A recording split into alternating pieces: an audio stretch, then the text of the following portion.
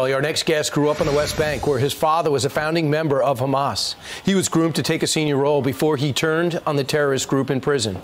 Spying for Israel now, converting to Christianity, and ultimately seeking asylum in the U.S. Musab Hassan returns to us now, as he came a few years ago, and now we got more than ever. Musab, it's great to see you. We'd love to know the insight of this group and how they were able to pull off what they did October 7th. First, can you tell the audience your background, people that didn't read your book?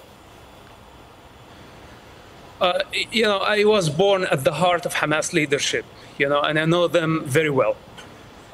They don't care for the Palestinian people. They don't regard the human life. And I saw their brutality firsthand back in 1996 when I spent about a year and a half in Megiddo prison. They killed so many Palestinian people at that time. And this is when I decided that I cannot be together with this movement. In fact, I asked myself a question: what if they become a ruling party at some point? What will they do? If they succeed in destroying Israel and building their state, what will they do? They will kill our people. And this was the first question, that actually I had to be honest with myself. Even though Hamas gave me advantages, I was like a prince in that world, but I did not like them, and I turned against even my own blood. Because this is how much I did not like Hamas.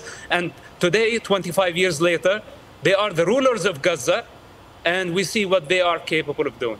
We saw what happened October 7th. We saw them do what they did to Holocaust victims. They have now over 200 hostages, murdered babies in their cribs, and we see the horror of what they're capable of. Now they've retreated back to Gaza, and a ground incursion is about to happen. Would you recommend Israel do this? And what will they find when they go in? Okay, first of all, we need to evacuate civilians as much as we can. This is an ugly war, and Israel did not start it. Hamas did. First of all, we need to encourage civilians to go into Egypt, possibly women and children, maybe men over 50 years old. These need to get out of the picture. Then the strip need to be cut two pieces, north and south, two parts. The northern part, this is where most of the tunnels are. We need to have a solid siege, okay, for long enough to deplete the enemy and to starve them. After that, we may need to explore using gas. This is sounds horrible, but I don't see any other option. The tunnels are interconnected, and gas could be one of the solutions, but this has to be in the right time. We cannot just rush into Gaza. There is no modern army that is prepared for this type of war. And most importantly, we need to get the civilians out of the picture. As long as there are civilians there, right, then the operation might be incomplete. But Musab, you also say it's almost impossible for us to give aid to the Gaza Strip. $100 million we're about to give them and keep it away from Hamas. Don't you agree that that can't work? Look, after we destroy the tunnels, we need to finish Hamas rule in Gaza Strip. This is priority number one. Then we need to replace the regime. Could be the Palestinian Authority, could be the Egyptian government, could be Arab League force. We need to replace their rule in Gaza. After that, we can talk about aid. But as of now, sending any aid is a mistake. So you also believe that this isn't about the Palestinians fighting for their rights and their sovereignty. What is the real mission of Hamas, and what do they really think of the Palestinian people? Hamas is not a national movement. Hamas is a religious movement with a goal to establish an Islamic state. They don't care for nationalism. Actually, they are against nationalism. With that said, my understanding that they are using the Palestinian cause only to achieve their goals, so the long-term goal, transforming the Middle East and the world into an Islamic state.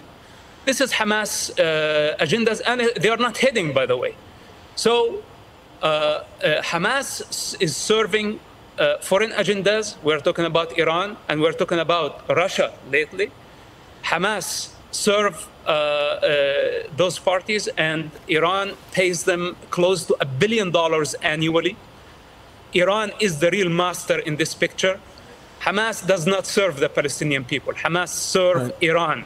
Those are the masters of Hamas. So their lie about nationalism, that they are a national movement and they care for the Palestinian people, look at them. They are using Palestinian people as a human shield. We need to free Gaza from Hamas. This is what Israel is doing. It's doing the Palestinian people the greatest favor by bringing Hamas down.